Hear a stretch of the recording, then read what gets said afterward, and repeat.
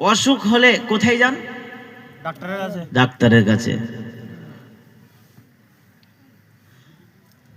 তো ডাক্তারের কাছে গিয়ে হেমাপতি ওষুধ আপনারা খেয়েছেন, এমন কোনো মানুষ নাই যে হেমাপতি ওষুধ খায়নি। হেমাপতি ওষুধে মদ ছাড়া হেমাপতি ওষুধ তৈরি হয় না। অ্যালোপ্যাথিক ওষুধে দেখবেন যতগুলো সিরাপ রয়েছে, সিরাপ ওই টনিক গুলো রয়েছে, ওই টনিকের মধ্যে লিখাও থাকে কোনো কোনো জায়গায় যে এত% অ্যালকোহল। আর অ্যালকোহল মানে কি? মদ। আমরা আতর স্যান্ড মাখি, ওই স্যান্ড আতরে অ্যালকোহল থাকে। জি।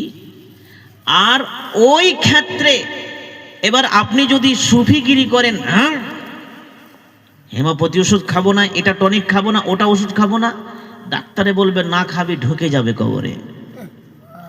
বাধ্য হয়ে বিসমিল্লাহ বলে ওই অ্যালকোহল যুক্ত জিনিস আমাদেরকে পান করতে হয়, ওই ক্ষেত্রে জায়েজ।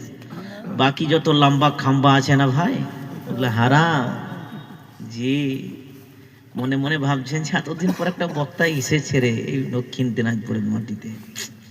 জি না, হারাম। তো আমি এই উদাহরণটা কেন দিলাম? কারণ আমি পবিত্র কোরআন থেকে আয়াত পেশ করেছি, খুব ধ্যান দিয়ে শুনবেন। আয়াতগুলোর মধ্যে এমন এমন ভাষা আছে হয়তো মিস্টেক করবেন, যেমন ওই মিস্টেক করেছিল ওই নদিয়া জেলার ওই মানুষগুলো। তো এবার চলেন আমার আল্লাহ পবিত্র কোরআনে কি বলছেন একবার শুনে আসি। বিসমিল্লাহির রহমানির রহিম। ওয়ামা খালাকতুল জিন্না ওয়াল ইনসা ইল্লা লিয়াবুদুন। এই পৃথিবীর মানুষেরা, এই পৃথিবীর মানুষেরা শুনে নাও, শুনে নাও, আমি আল্লাহ তোমাকে পৃথিবীতে পাঠালাম, আমি আল্লাহ তোমাকে সৃষ্টি করলাম রে বান্দা, আমি তোমাকে পৃথিবীতে পাঠালাম, আমি তোমাকে পৃথিবীতে প্রেরণ করলাম।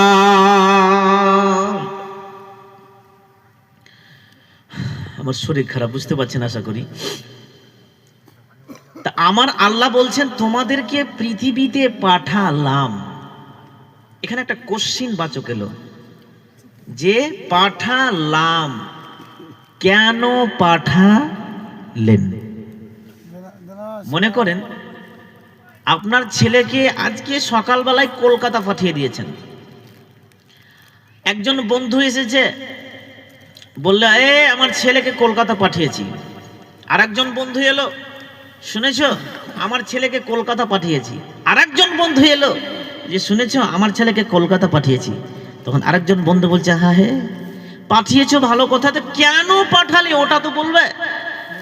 হ্যাঁ, তো এখানে একটা কোশ্চেন বাচক এলো। আল্লাহ বলছেন তোমাদেরকে দুনিয়াতে সৃষ্টি করেছি, কেন সৃষ্টি করলেন?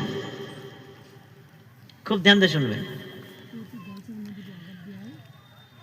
আমি বক্তব্যের মধ্যে 1 ঘন্টা 1.5 ঘন্টা যা সময় পেয়েছি ভাই, এই 1.5 ঘন্টার মধ্যে একটাও যদি ভাষা আপনারা নিতে না পারেন, 2টি ভাষা আমি ছেড়ে দিচ্ছি আপনাদের কাছে। 2টি ওই ভাষা, ওই প্রশ্ন আল্লাহকে প্রশ্ন করবেন। কবে? গভীর রাত্রিতে উজু করে বালিশে মাথা দিয়ে ঘুমাবার সময়তে চোখ দুটো বন্ধ রেখে খুব ধ্যান দিয়ে আল্লাহর দিকে ধ্যান দিয়ে আল্লাহকে 2টি প্রশ্ন করবেন। আমি এই আয়াতের তাফসীর করছি, আয়াতটিকে বুঝাচ্ছি শুধু। 2টি প্রশ্ন করবেন। কি? আমি কে? আমি কেন?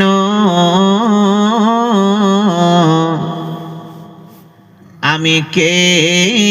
আমি কেন